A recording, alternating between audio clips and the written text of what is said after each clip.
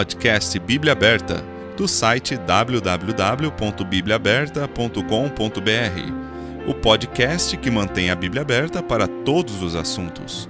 Um ministério da Igreja Batista Emanuel de Jundiaí. Olá, seja bem-vindo a mais um episódio do podcast Bíblia Aberta. Hoje, atendendo ao convite que recebemos, estamos gravando ao vivo do Instituto Bíblico Batista Emanuel, na cidade de Jundiaí. E, como sempre, aqui comigo, Pastor Tim. Olá, Pastor Tim. Olá, Wagner. Estamos de volta. Depois de um grande hiatus, né? Foram 2 meses de hiato. O último episódio foi dia 29 de maio. Uau, mais tempo que eu pensei. Foram longas férias, né? Mas estamos de volta. Mas estamos ocupados aqui no ministério, né, Wagner? Com certeza, né? E hoje começaremos um novo tema. Qual seria, Pastor Tim?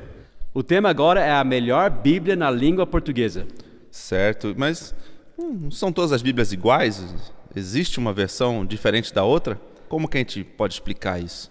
Bom, isso é o que nós vamos começar a ver hoje. Porque, primeiro que muitos crentes têm essa ideia. Aliás, nem vamos falar do mundo, porque o mundo às vezes nem tem noção. Eles vão dizer que a Igreja Católica tem uma Bíblia e vocês têm outra. Ou eles não sabem, eles acham, né, que eles não têm noção nenhuma. Já muitos crentes também não sabem. E ficam, essa Bíblia eu gosto mais porque eu entendo mais, supostamente, né? Ou essa Bíblia tem uma linguagem mais bacana, ou eu gosto mais dessa tradução, e fica nisso. Só que um assunto tão importante quanto a palavra de Deus, nós temos que aprofundar e ver exatamente com o que estamos lidando, porque não é um assunto secundário, é fundamental. Sim. Inclusive, até a minha cunhada uma vez perguntou, anos atrás, estava em outra igreja, perguntou para o pastor. Naquela época, eles estavam tentando introduzir a Bíblia NVI, a nova versão internacional. E ela perguntou para o pastor, ela começou a notar que tem alguns versículos diferentes que ela tinha crescido ouvindo e até que ela tinha decorado. Daí ela perguntou qual era a diferença, o que era a Bíblia NVI. Ele respondeu completamente errado. Eu não vou acusá-lo de ser desonesto, pode ser que ele não sabia mesmo. Mas ele disse para ela que, na verdade, a Bíblia que a gente usava antes, que era corrigida, se eu não me engano, foi traduzido pelos americanos do inglês. E já a NVI é uma Bíblia que foi traduzida diretamente do grego, é mais fiel. E ela aceitou o que ele disse, porque, afinal, foi o pastor, né, falando, né? Sim. E muito mais um pastor tem que saber esse assunto, tem que saber responder de uma forma correta, bíblica, um assunto desse. E vou falar já, de cara, não tem nada a ver, são versões completamente diferentes. E quando nós falarmos desse assunto, são 2 questões que nós vamos lidar. Um é o tipo de tradução. Tem tradução de equivalência formal e de equivalência dinâmica. Quer dizer, tem algumas traduções também que são totalmente traduções livres, né? Esses dias você até me passou uma tradução, quer falar sobre isso? Tem uma boa, que é chamada Freestyle. Opa, essa é boa, hein? Essa é boa. Eu até selecionei o João 3,16, né? Vamos ver, vamos ouvir. Na versão que nós utilizamos, que é a melhor, a ACF, é porque Deus amou o mundo de tal maneira que deu seu Filho unigênito para que todo aquele que nele crê não pereça, mas tenha vida eterna. Mas aqui você pega na Freestyle, fala assim, de repente ele para e chama o Nicodemos para perto. Numa conversa de pé de orelha, ele explica para o doutor: Nico, olha aí, velho. Meu pai amou este mundo e decidiu salvá-lo, tá ligado? Essa salvação só é possível pela minha morte. E se você ou qualquer outra pessoa crer, será salvo. Salvo, maluco. Você imaginou algo assim, velho? Salvo para sempre. Veja só, Nico, tem que crer, aí você nasce de novo. É uma bela tradução. Esse é João 3,16. Para utilizar nos guetos, ou em algum outro lugar assim, né? Chega a ser uma blasfêmia. Não, é ridículo. Sabe que... então, esse é o extremo da tradução chamada equivalência dinâmica. Nisso daí, nós nem estamos falando do texto ainda, estamos falando do tipo de tradução. Então, existe o tipo de tradução que nós acreditamos que é a tradução correta, sim, honesta da Bíblia, traduzindo com reverência e amor as palavras de Deus que Ele inspirou e preservou. E tem essas traduções, desde equivalência dinâmica mais tradicional, vamos dizer, mais conservadora, até essa, né, que vai, cada absurdo. A gente vai falar sobre o tipo de tradução. Mas mais fundamental do que isso ainda é o texto em que é baseado a tradução. Sim. Então nós vamos já deixar a princípio aqui que tem 2 textos básicos, principais, em que uma tradução é baseada. Primeiro que esse texto não é baseado em uma desses, isso aqui é da cabeça de um maluco, né? Não é sem baseado em um dúvida. texto. Supostamente ele está... Mas as outras traduções vêm de 2 textos, De né? 2 textos. Temos um texto grego chamado Textus Receptus, Sim. também conhecido por outros nomes, tipo o texto da Reforma, o texto bizantino, o texto majoritário, enfim, tem vários nomes. O texto tradicional, nós vamos ver por que tem esse nome. O texto Receptus recebe todos esses nomes. São nomes diferentes, né, para esse mesmo tipo de texto. É porque o bizantino se lembra muito de catolicismo, né? Mas aí não tem nada a ver uma coisa com a outra. É que vem da região onde era o antigo Império Bizantino. Sim. Então, são as igrejas que preservaram a Bíblia no grego, né, por muitos anos. Mas antes disso, na verdade, é a região onde foram escritos esses livros. Tipo, as igrejas da Ásia Menor, Antioquia também, que é mais ou menos naquela região. Então, é uma região muito importante para ver os textos. E tem esse nome porque veio dessa região e foi preservado nessa região e em muitos outros lugares também. E esse é o texto que nós usamos, esse é o texto que nós cremos que Deus preservou pelos séculos. Esse é o texto da Reforma, como nós acabamos de dizer, né? É o texto da Reforma, é o texto dos missionários que levaram a palavra de Deus por todo o mundo, desde os primeiros séculos, depois, mais recentemente, nos grandes movimentos missionários, nos grandes avivamentos, tanto na Europa como na América. Foi esse texto que foi usado, o Textus Receptus, era o texto dos crentes, sempre foi. É o texto que Almeida usou para traduzir a Bíblia em português, por exemplo. E tem outro texto no qual são baseadas as versões modernas, desde a atualizada, como o NVI, como todas essas versões na linguagem de hoje e tudo mais, Sim. que apareceu em 1881, que foi divulgada nessa época, que foi encontrada, na verdade, e começou a ser divulgado esse texto, chamado texto crítico. Só para você ter uma ideia, esse texto crítico só apareceu realmente nas Bíblias nesse ano que eu falei, 1881 para frente.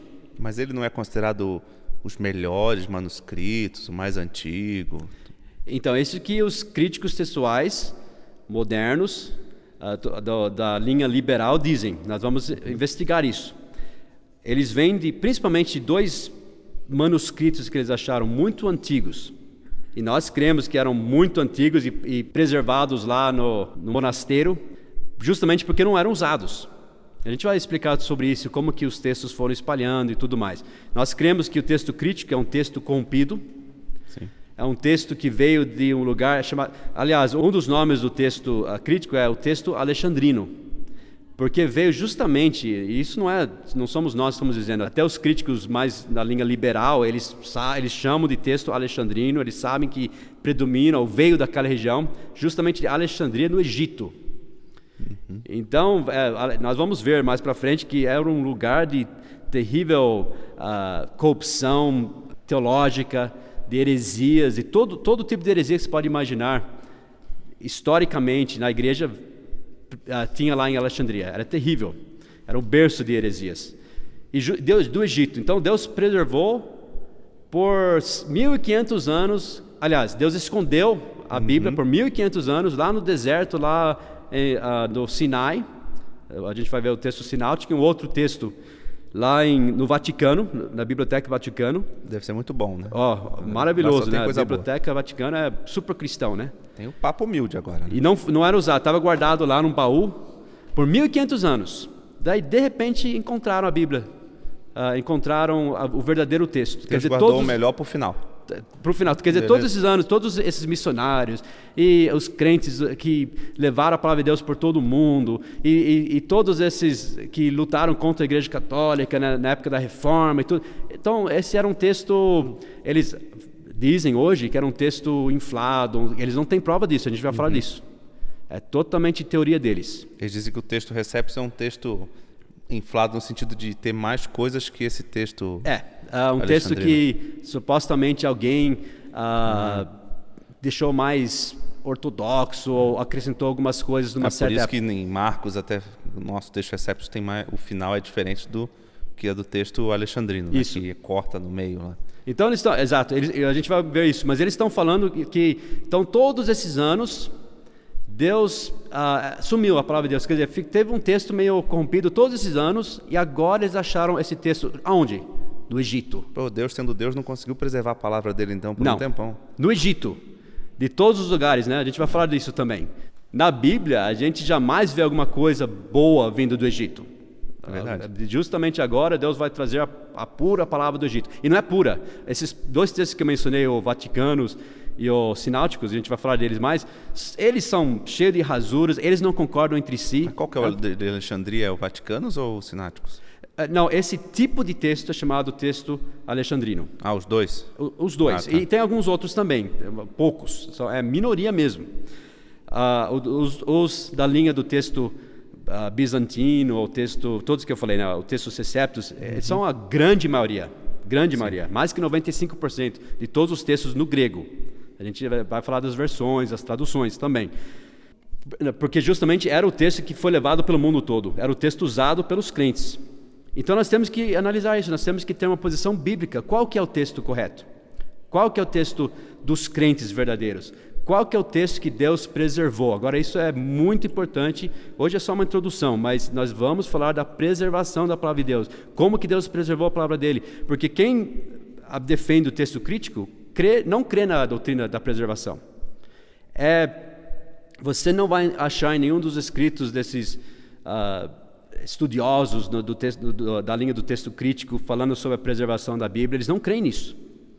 E hoje em dia tem até pastores, estudiosos que se chamam fundamentalistas que estão seguindo essa linha, estão adotando essas teorias do texto crítico de homens essas teorias foram começadas por homens hereges, homens apóstatas mesmo. E eles estão adotando essas teorias e aceitando, jogando dúvidas sobre a palavra de Deus. Eu vou falar, só para você ter uma ideia, a gente está falando do texto crítico, esse eu peguei do grande lugar de conhecimento, Wikipédia. Já ouviu falar? Muito bom.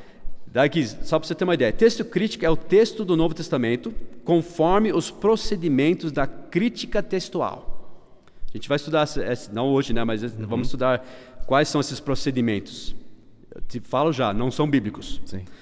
Também é conhecido como texto minoritário, por ser mais fortemente baseado na minoria dos manuscritos do Novo Testamento atualmente existentes. Porém, sendo alguns deles consideravelmente antigos.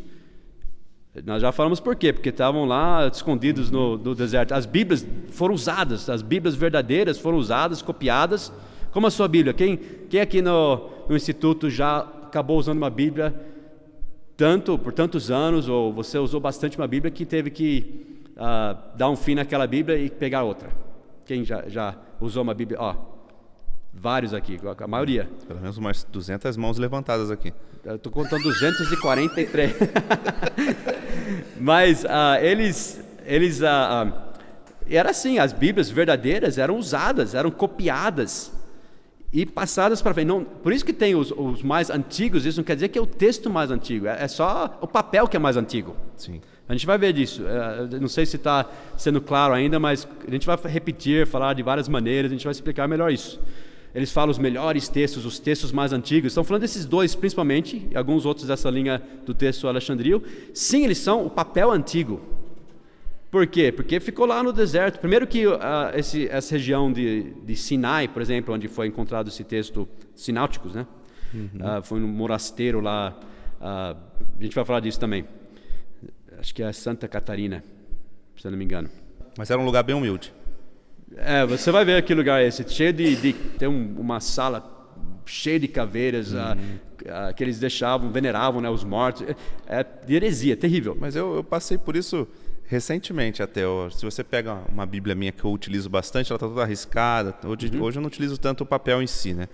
Mas aí tem uma Bíblia em casa que está totalmente conservada, que até a gente jogou fora. Mas era uma Bíblia católica que eu usava de apoio para o meu monitor, né? Exato. Eu não usava nunca, estava lá conservadinha. Pode ser que, vamos supor, a edição dessa Bíblia católica pode até ser mais antiga dessa que você usou. Sim, provavelmente. Mais, né? Então isso não tem nada a ver. Eu estava dizendo que lá no Sinai, por exemplo, o clima era muito seco. Então era propenso para guardar esse texto lá e não era usado. Aliás, foi encontrado, vou te falar onde, no lixo. Pessoas querem negar isso hoje, mas A gente poderia Não provar isso. passava lixeiro lá, ficou uns 1000 anos lá. Não, eles estavam queimando vários manuscritos e esse estava no meio. O Conde Tischendorf, a gente vai falar dele, encontrou esse texto e achou a palavra de Deus. Só que eles não acharam a palavra de Deus. Mas era completa ou uma parte só? Esse era quase completa, praticamente completa, é o mais completo que tem do texto crítico. Esse e o Vaticano, esses dois. Então, voltando, é chamado texto minoritário por ser mais fortemente baseado na minoria dos manuscritos do Novo Testamento, atualmente existentes, porém sendo alguns deles consideravelmente antigos, até do 2º século depois de Cristo. O papel é antigo. Sim. Isso não quer dizer que não é corrompido. Nós cremos que é um texto corrompido, e por isso foi guardado lá, porque não era usado pelos crentes. Então ele diz, deve-se esclarecer que não há, veja só, não há um único texto crítico, pois em diversos trechos há dúvidas do texto originalmente estabelecido. Todavia é comum chamar de texto crítico a todas as edições que mantêm semelhanças ao texto mais utilizado atualmente, tais como o texto de Westcott e Hort, etc., de Nestlé e Allen também. Eles se baseiam em sua maior parte no texto tipo alexandrino. Então, você nota que aqueles que seguem o texto crítico, eles nem chegam a um acordo sobre o que é o texto crítico. Sim. Cada ano sai uma versão diferente, eles debatem um versículo aqui, eles debatem um trecho ali, eles ficam procurando novos pergaminhos para eles poderem debater, para ver se eles tiram um versículo aqui. Então, quer dizer que a palavra de Deus está totalmente perdida. Eles vão falar assim, não, 93% da palavra de Deus nós temos quase certeza que foi preservada, mas uns 7% que sumiu. Essa posição bíblica sobre a preservação da Bíblia? É muito reconfortante isso aí também. Muito, né? Grande confiança nesse livro que Deus inspirou, mas ele perdeu. Deus não conseguiu preservar a palavra dele. Ele criou o homem e o universo, mas não conseguiu preservar a palavra dele. Estranho, né? Difícil. Então, agora, aí pessoas vão falar, não, na verdade, as Bíblias são praticamente iguais, não há grandes diferenças. Há diferenças, sim. Eu vou mostrar um pouquinho disso hoje, só para a gente ter uma ideia. Sim. Sim, graças a Deus, na providência divina, Deus não permitiu eles corromperem o texto a tal ponto que não daria para você pegar uma Bíblia do texto crítico e defender certas doutrinas, até levar alguém para Cristo, até ter doutrina suficiente até para começar igrejas e tudo mais. Dá com o texto crítico. Mesma coisa que pegar uma Bíblia dos católicos, eu consigo pegar uma Bíblia dos católicos e mostrar a salvação para eles. Sim. Só que nós estamos numa batalha espiritual, Wagner. Nós temos que ter toda a palavra de Deus.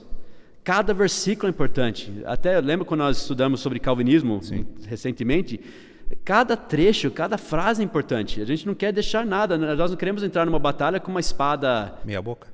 Meia boca, né? Cega. Nós queremos a espada completa. Nós queremos uma espada afiada. Queremos toda a palavra de Deus. Além do mais, nós não só queremos toda a palavra de Deus, nós temos que defender e apoiar e amar toda a palavra de Deus. E não perder nenhum jota, nenhum tio.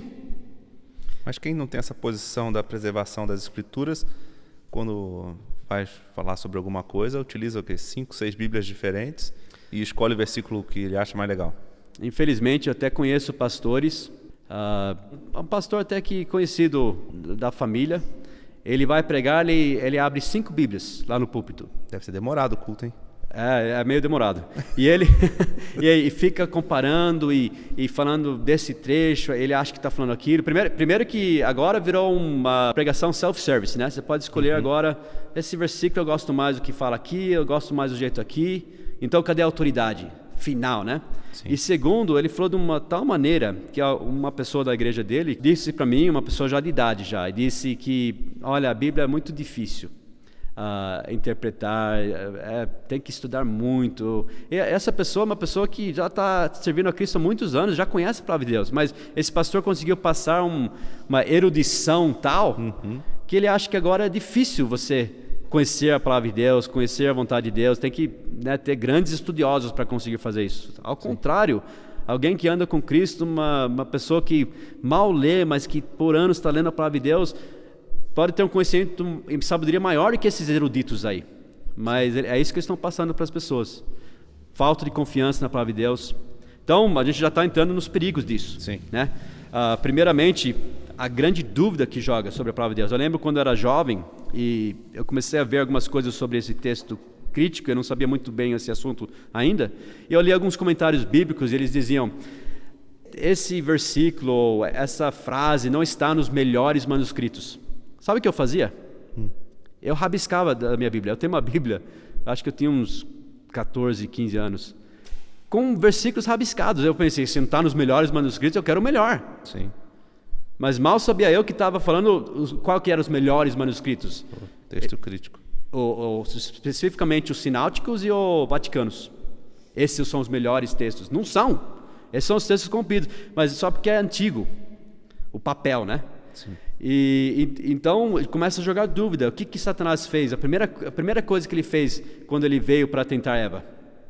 Jogou dúvida, né? Sobre a palavra de Deus, né? Ele disse: é assim que Deus disse?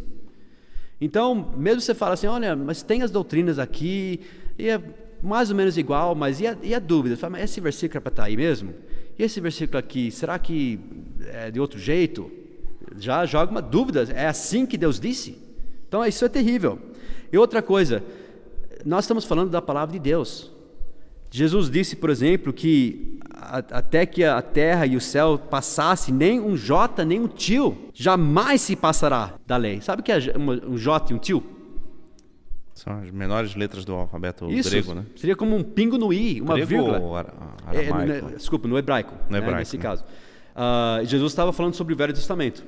Nós vamos especificamente, quando a gente fala do texto Receptus e o texto Crítico, nós estamos falando dos textos do Novo Testamento. Sim. Do Velho Testamento nós defendemos, apoiamos e usamos o chamado texto masorético. Esse é outro assunto igual, mas a gente vai concentrar mais no texto grego do Novo Testamento. Essas Bíblias modificadas, então, é basicamente o Novo Testamento que está modificado ou a Bíblia inteira? O Velho também. O Velho também. O Velho também, eles misturam o texto masorético, que é o texto preservado, que nós cremos que Deus preservou através dos judeus. Esse é um outro assunto. Mas eles misturam agora com um pouco de uma que é chamada Septuaginta e outros textos siriáticos e outras coisas que eles misturam, uma bagunça. E fazem, o Velho Testamento também tem esse mesmo debate e mesmo problema. Então Satanás conseguiu, e Jesus falou que nem um jota nem um tio. E o Novo Testamento, que é a nova aliança, que é maior ainda, Sim. ele vai deixar as palavras dele se perderem? Com certeza não. E, aliás, aí o último livro da Bíblia, Apocalipse, Deus deu, que nós sabemos que é o final do cânon das Escrituras, e Deus disse em Apocalipse 22, 18 e 19: Porque eu testifico a todo aquele que ouvir as palavras da profecia deste livro, que se alguém lhes acrescentar alguma coisa, Deus fará vir sobre ele as pragas que estão escritas neste livro. E se alguém tirar quaisquer palavras do livro desta profecia, Deus tirará a sua parte do livro da vida, e da cidade santa, e das coisas que estão escritas neste livro. Então é uma coisa séria mexer com a palavra de Deus. Sim. Note que Deus disse: se alguém tirar quaisquer palavras, no plural. Jesus disse que nem só de pão viverá o homem, mas de toda a palavra que procede da boca de Deus. Como que nós vamos viver de toda a palavra de Deus, se nós nem sabemos se temos todas? E outra, não se pode mexer assim com a palavra de Deus. Então é coisa séria falar assim, olha, é pouco. Não é pouco, são milhares de palavras, são centenas de versículos, frases.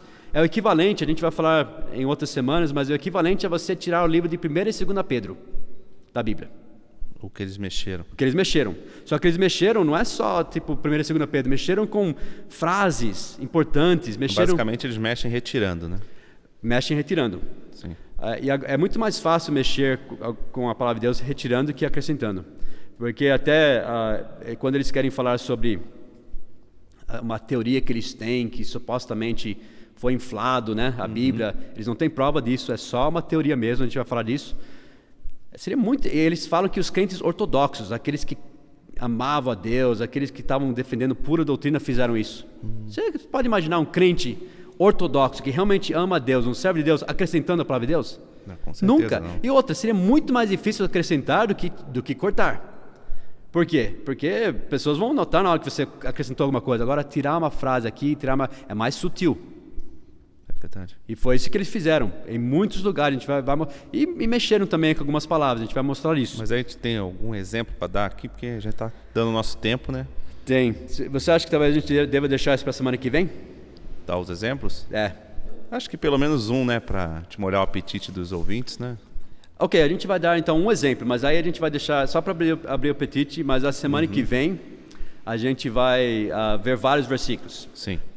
Para pessoas verem que não é uma coisa pequena, não é uma coisa insignificante, não fundamental. É extremamente importante, é perigoso, foi corrompido realmente a palavra de Deus. E esses textos vão deixar claros. Você está com a Bíblia ACF aí, que é a nossa que nós usamos, a Bíblia que é a Bíblia do Almeida e fiel. Corrigida e fiel. A Sociedade Bíblica Trinitariana. Isso. Eu vou abrir aqui então uma Bíblia NVI, que é a Nova Versão Internacional. Ou Nova Versão do Inferno também, já ouvi falar. Isso é boa. É bom nome. Principalmente pensando em quem veio e o que está atrás dele, né? Agora a gente tem que tomar cuidado. Alguém fala assim, mas eu fui salvo com a igreja, com a Bíblia NVI. Tudo bem, você foi salvo porque você ouviu a palavra de Deus. Está lá. Ok? Tem uma grande parte realmente que é a palavra de Deus, só que não é toda a palavra de Deus. Está faltando, não é um livro que você vai defender toda a doutrina e de uma forma plena, entendeu? Eu vou ler então a NVI, que é baseado no texto crítico, e também é uma tradução de equivalência dinâmica, então é traduzido mais livremente, a gente vai falar sobre isso. Certo. E eu vou deixar aqui com meu filho, Steven, que está aqui na classe do Instituto, né? Certo. E vai participar hoje conosco. Eu vou dar uma Bíblia atualizada para ele. Isso é boa, hein? Steven, aqui. Olá, Steven. Olá. Chega mais perto do microfone, por favor. Steven. A Bíblia atualizada é uma boa tradução, que é chamada equivalência formal, do texto errado. Ok? Então a NVI é uma tradução ruim de um texto errado. A linguagem de hoje... Bom, a linguagem de hoje é o extremo, né, ruim, da equivalência dinâmica. Mas o NVI é mais livre, eles traduzem mais a ideia, a gente vai falar sobre isso, e do texto crítico. Então deixa eu ver então um exemplo, só para abrir o apetite então, vamos lá. Vamos lá. Vamos achar... Vou dar 2 para começar. 2 é bom. Okay? Vamos começar com a pergunta do Etíope. Certo. Lá em Atos 8 e 37. Então, quem conhece a palavra de Deus sabe que esse é um versículo muito importante, porque é um que nós usamos para mostrar para alguém por que e quando deve ser batizado, né? Então, eu vou ler a NVI. Você está com a fiel e o Steven está com a atualizada. E você fala o que está errado aí. Então, Felipe, eu estou aqui em Atos 8, 35.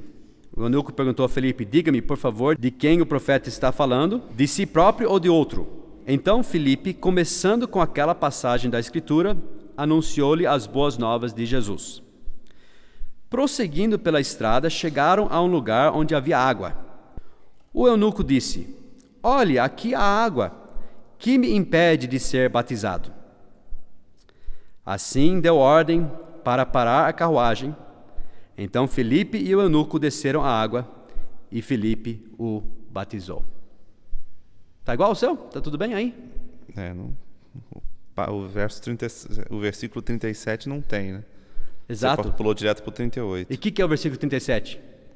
E disse Filipe, é lícito se crês de todo o coração. E respondendo ele disse, creio que Jesus Cristo é o Filho de Deus. Isso é importante ou não?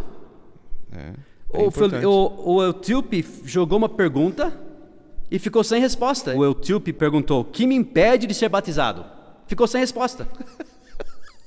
Né? Que impede de ser batizado? Ele para o carro, jogou ele lá na água e acabou. E desceram. Não falou nada. E outra, a resposta é que tem que crer quem? Em Jesus, que é Deus. Ainda está atacando a doutrina do batismo, de salvação, da divindade de Cristo. Está atacando tudo aqui. Que esse é um exemplo. Agora, deixa eu ver o do Steven, como que está na ideia agora atualizada, que é também baseado no texto crítico. Filipe respondeu, é lícito se crês de todo o coração. E respondendo ele, disse: creio que Jesus Cristo é o Filho de Deus. Esse versículo está na Bíblia atualizada? 37. Agora fala uma coisa para mim. Está diferente ou não? O versículo está em colchete. Ok, sabe por que está em colchete? Porque, primeiro, se eles tirassem aquele versículo, ia ficar, como tem vários versículos assim, na NVI e também na atualizada, ia ficar... Porque lembre-se, a numeração dos versículos foi feita quando todo mundo usava o texto Septus. Então ia ficar versículo 36 e já ia pular para o 38, fica lá sem um versículo, fica sem o 37. Então eles colocaram porque quando saiu a atualizada, muitos ainda conheciam esse versículo e tudo mais, mas está em colchete. Por que está em colchete? Não está nos melhores. Se você olhar nas notas de rodapé, vai dizer que nos melhores manuscritos, ou muitos manuscritos antigos, não traz o versículo 37, ou não está nos melhores manuscritos. Então o que isso fez? Mesmo que está lá ainda, jogou dúvidas sobre a palavra de Deus. E muitos até tiram, mas aí está lá, mas ó, não sei se é para estar aqui. Grande confiança, né, na palavra de Deus. E está em colchete porque o texto que eles usaram não tem esse versículo. Entendi. Tá? Querem mais um versículo? Só para terminar? Vamos para Marcos 16, né? O último capítulo de Marcos. Interessante que na Freestyle tem essa parte aí. Tem? 37 tem. Que ele pode usar qualquer texto, ele está bem, tá bem tranquilo, feliz, né? Vamos para Marcos 16. Por causa do tempo não vou ler tudo, mas vamos começar no versículo 1. Quando terminou o sábado, Maria Madalena, Salomé e Maria, etc., eles foram para ungir o corpo de Jesus. Daí, versículo 3, elas estavam preocupadas quanto à pedra. Daí, no versículo 4, elas foram perguntar sobre quem poderia tirar a pedra. Daí, no versículo 6, apareceu um jovem vestido de roupas brancas e disse: não tenham medo, disse ele. Vocês estão acompanhando na sua Bíblia? Sim, sim. Vocês estão procurando Jesus, o Nazareno, que foi crucificado. Ele ressuscitou, não está aqui. Vejam o lugar onde o haviam posto. Vão e digam aos discípulos dele e a Pedro: ele está indo adiante de vocês para a Galileia. Lá vocês o verão, como ele disse. Versículo 8. Tremendo e assustadas, as mulheres saíram e fugiram do sepulcro, e não disseram nada a ninguém, porque estavam amedrontadas. Terminou-se o Evangelho de Marcos. Então ela não fala nada para ninguém, ninguém soube que Jesus ressuscitou. Tudo triste. Tudo triste. Amedrontadas, desanimadas, e é assim que termina o livro de Marcos. Aqui na NVI que eu estou lendo, tem os outros versículos, mas tem um X agora. Tem tá vendo esse quadrado X? Daí você vai aqui embaixo e diz: alguns manuscritos antigos não trazem os versículos 9 a 20. Outros manuscritos do Evangelho de Marcos apresentam finais diferentes. Tem finais diferentes. Então nós não sabemos o fim de Marcos. Tudo aquilo de ir por todo mundo, pregar o Evangelho a toda criatura. Pode ser para não ir também, né? Você tem dois finais. As coisas que iam acontecer como confirmação da palavra, tudo isso, a grande alegria e vitória que eles tinham quando souberam que Jesus ressuscitou, nada está lá.